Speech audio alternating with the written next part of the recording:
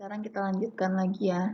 Kalau tadi kita udah bahas tentang kurva-kurva, sekarang kita masuk ke bagian penjelasan yang multi echelon network tadi. Nah, di sini ada namanya istilahnya conventional network dan nanti ada namanya Taylor network. Taylor network itu ada di perkuliahan kita di pertemuan sebelum UTS. Nah, di sini kita bisa lihat kalau di sini ada kalau konvensional network ini ya.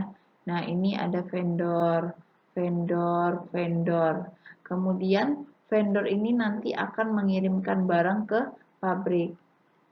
Nah, ini pabrik. Nah, mereka mengirimkan barang. Nah, pabrik ini nanti juga terdiri dari ada khusus untuk bahan bakunya, kemudian ini adalah komponen manufacturingnya, ini untuk komponennya, ini final assembly-nya, dan ini plan warehouse-nya. Nah, plan warehouse itu misalnya gudang barang produk jadi atau finished good di suatu pabrik. Nah, kemudian nanti dari gudang produk jadinya ini nanti mereka akan mentransportasikan ke ke distribution center mereka. Kemudian nanti distribution center ini akan mengirimkan, dia bisa langsung mengirimkan ke customer. Mungkin ini ke apa ya namanya? Ke bukan retailer. Nah, ke distributor mereka nih, ke distributor. Nah, ini bisa langsung ke retailernya. Kemudian ada juga yang langsung dari distributor baru ke retailer dan lain sebagainya. Sama juga dengan yang ini. Nah, nanti apa bedanya dengan Taylor Network? Nah, ini dia. Taylor Network itu dia multi echelon finished goods network. Nah, di sini maksudnya multi echelonnya itu seperti apa? Nah, di sini kan kita bisa lihat nih National Finished Good Finished Good Distribution Center. Nah, ini contohnya dia pabrik apa ya contohnya ya? Pabrik pabrik cat. Ini daerah lokasinya di Jakarta. Nah, pabrik cat ini dia bisa saja mengirimkan produk atau produk jadinya ke distribution center regional mereka. Jadi ini yang udah ada di daerah-daerah. Misalnya ini di daerah ini berada tadi lokasinya Jakarta ya. Ini misalnya di daerah Bandung. Kemudian ini di daerah Surabaya misal. Kemudian Surabaya.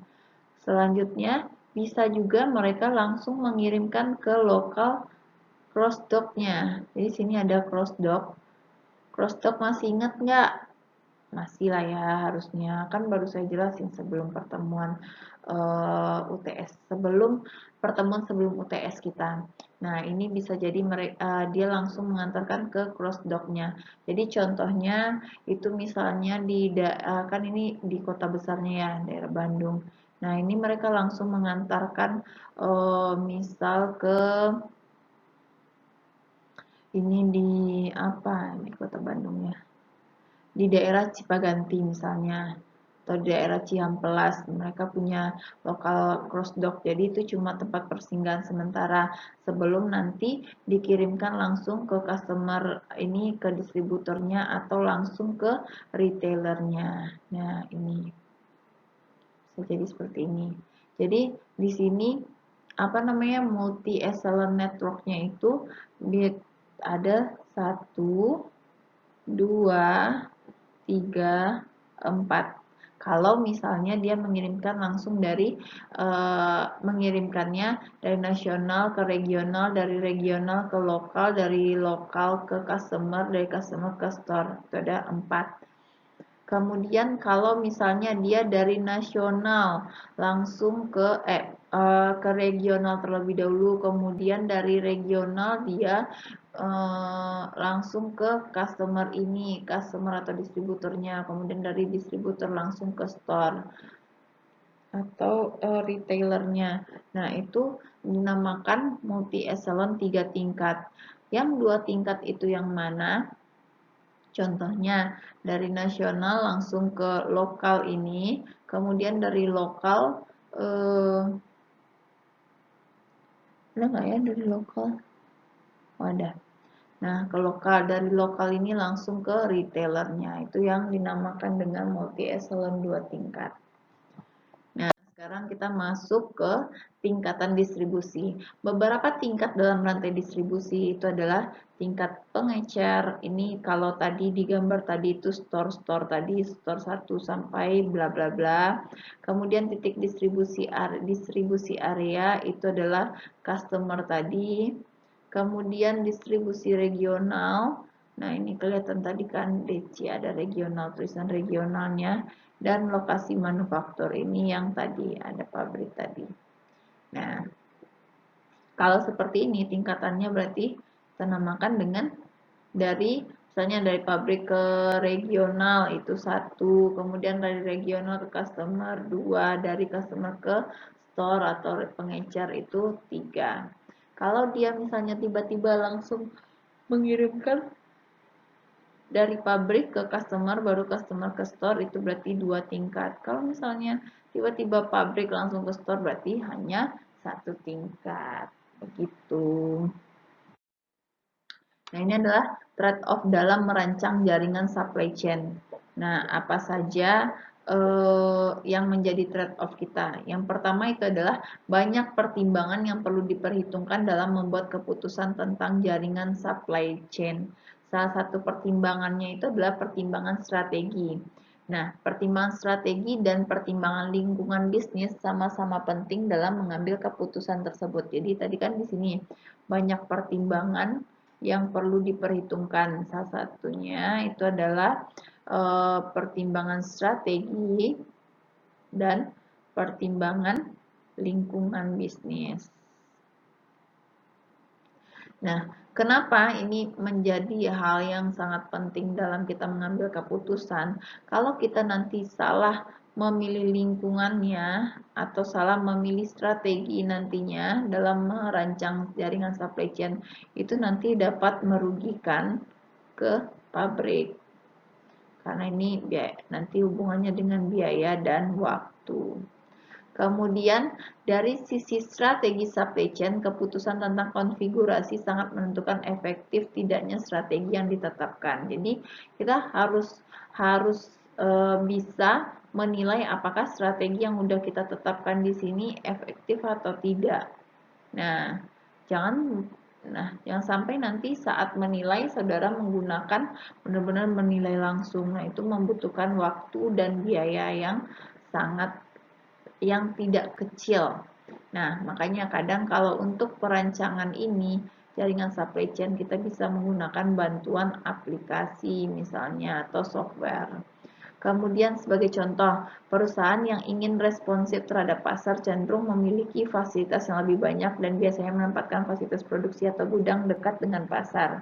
Nah, ini adalah salah satu bentuk strategi perusahaan tersebut. Jadi mereka menempatkan fasilitas mereka punya fasilitas yang banyak dan menempatkan fasilitas produksi atau gudangnya dekat dengan pasar. Ini adalah contoh pertimbangan strategi dan lingkungan. Jadi ini lingkungannya dekat pasar, kemudian ini strateginya, fasilitasnya banyak. Nah, namun keputusan untuk menempatkan fasilitas produksi atau gudang dekat pasar seringkali berimplikasi pada ongkos-ongkos supply chain yang lebih tinggi. Itu udah pasti ya. Tapi setidaknya salah satu keuntungannya kita dapat responsif terhadap pasar. Kemudian di sisi lain, supply chain yang ingin berkompetisi atas dasar harga biasanya akan mencari tempat-tempat yang murah untuk lokasi operasi, walaupun akhirnya mereka harus mengirim bahan baku maupun produk jadi pada jarak yang sangat jauh. Nah, ini kalau mereka ingin berkompetisi di apa tadi? Untuk harga. Jadi mereka supaya setiap fasilitasnya, misalnya mereka menyewa fasilitas distribution center, gudang bahan baku dan lain sebagainya, gudang produk jadi dan lain sebagainya itu di daerah terpencil. Gunanya apa? Agar mereka mendapatkan biaya yang lebih murah. Namun nanti konsekuensinya mereka akan mengeluarkan biaya yang agak besar untuk pentransportasiannya karena jaraknya biasanya jauh-jauh dari pasar. Kemudian selanjutnya, tentu saja perusahaan-perusahaan yang menerapkan kebijakan seperti ini yakin bahwa peningkatan biaya transportasi lebih rendah dibandingkan dengan penurunan biaya-biaya produksi, sehingga biaya keseluruhan akan berkurang dengan menempatkan pabrik di lokasi-lokasi tersebut. Jadi, kalau mereka kebijakannya itu mereka harus sebelum mengambil kebijakannya itu mereka harus yakin terlebih dahulu kalau peningkatan biaya transportasi yang digunakan untuk pengiriman yang sangat jauh ini lebih rendah dibandingkan dengan penurunan biaya-biaya produksi. Kemudian selanjutnya konfigurasi supply chain tergantung pada karakteristik produk dan modal distribusinya. Kemudian ini contohnya, contoh produk soft drink seperti Coca-Cola yang pada intinya adalah produk fungsional dan harga menjadi salah satu faktor dominan dalam bersaing, memiliki pabrik di hampir setiap wilayah, bukan hanya karena ingin responsif terhadap kebutuhan pasar, tetapi karena ingin mencapai efisiensi dalam proses pengiriman. Contohnya di mana nih? Ini di setiap daerah ada, di daerah kita juga ada kan Coca-Cola. Nah, apa gunanya mereka bikin pabrik di banyak daerah? Nah, gunanya itu adalah yang tadi, ingin responsif terhadap kebutuhan pasar, tapi mereka juga efisiensi dalam proses pengiriman. Jadi, mereka mikirnya dengan mereka membuat pabrik banyak di setiap daerah itu dapat menghasilkan keuntungan yang ini. 1 dan 2 ini. Nah, produk Coca-Cola adalah produk yang relatif mahal biaya transportasinya sehingga agar produk mereka sampai ke tangan konsumen dengan harga murah, Coca-Cola harus meminimalkan jarak transportasinya. Nah, intinya dari kalimat ini adalah itu semakin tinggi biaya transportasinya, maka harga jualnya nanti juga akan tinggi. Nah, cara mensiasatinya mereka dengan membuat pabrik di banyak daerah, pabrik hampir di setiap wilayah ini tadi. Kemudian pada gambar di bawah ini terlihat dua alternatif konfigurasi untuk memasarkan suatu produk yang dibuat satu pabrik ke 16 area konsumen yang berbeda. Pada gambar pertama terlihat ada 4 gudang yang dimiliki perusahaan ditempatkan di 4 wilayah regional yang berbeda, dan pada gambar berikutnya ada perampingan struktur supply chain di mana jumlah gudangnya dikurangi menjadi 2. Nah, ini dia, kelihatan kan? Jumlah gudangnya menjadi 2 nih. Nah, ini masih 4 seperti penjelasan tadi.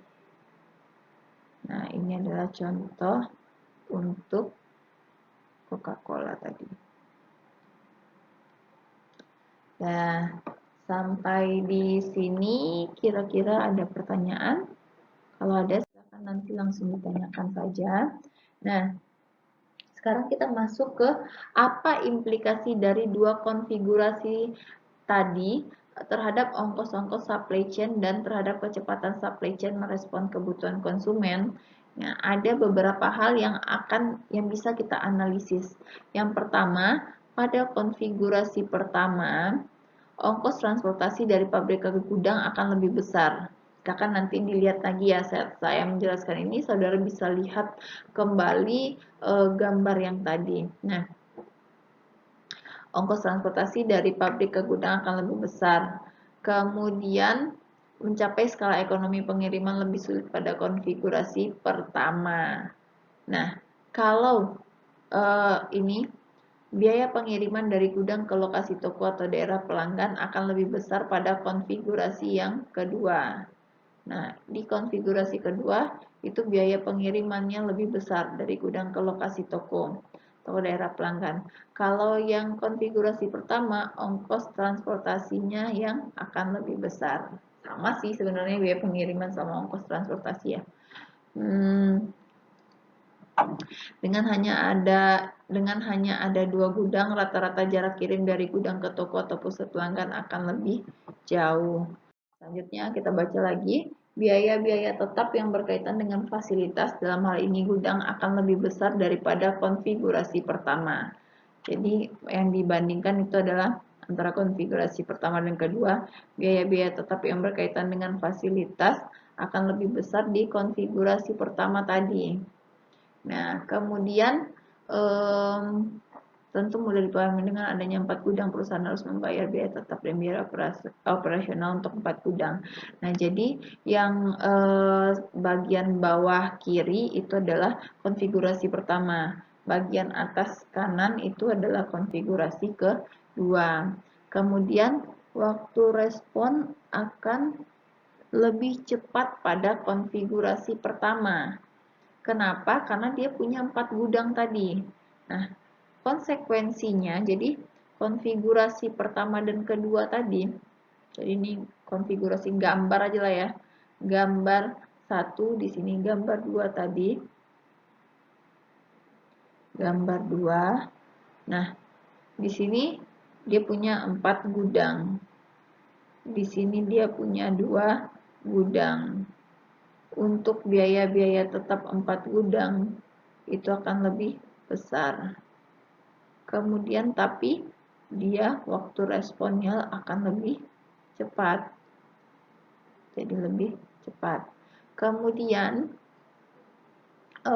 kalau yang konfigurasi kedua, karena mereka udah mengurangi gudangnya, otomatis biaya tetapnya menjadi berkurang dan waktu responnya juga menjadi lebih lambat. Biaya persediaan akan lebih tinggi pada konfigurasi pertama. Kenapa? Karena mereka memiliki 4 gudang tadi.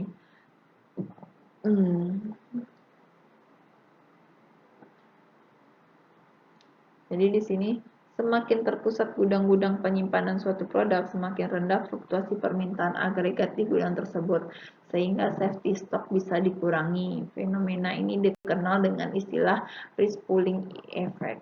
Nah, selanjutnya kita masuk ke beberapa faktor lingkungan yang harus dipertimbangkan. Nah, faktor lingkungan tadi kan ada 2 ya, ada strategi dan lingkungan bisnis. Nah, aspek lingkungan bisnis sangat penting dipertimbangkan dalam merancang konfigurasi supply chain.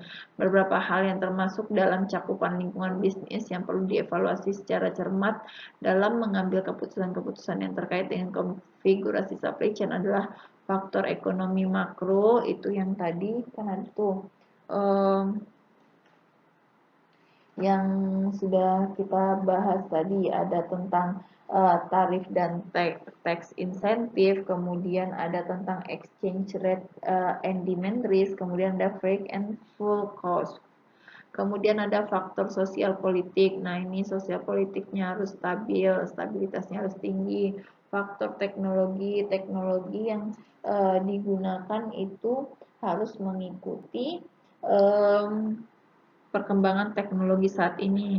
Nah, faktor keamanan ini juga paling penting. Jangan sampai nanti membuat pabrik di daerah yang rawan pencurian dan lain sebagainya.